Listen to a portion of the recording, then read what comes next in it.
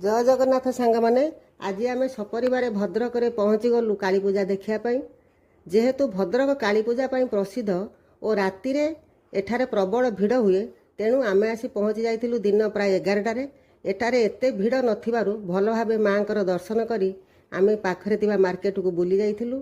तापर आम पहुँची स्कूल रोड पूजा मंडप जार मेढ़टी बाउंश पातिया तैयारी होता और ताहा अति सुंदर लगुला। एतिकी बुलवा पर भोक लगिबारु जाइकरी होटेल ले आमे बसी भेज बिरियानी खाइलु और खाइबा भितर किछि वीडियो एडिटिंग भी होईगला।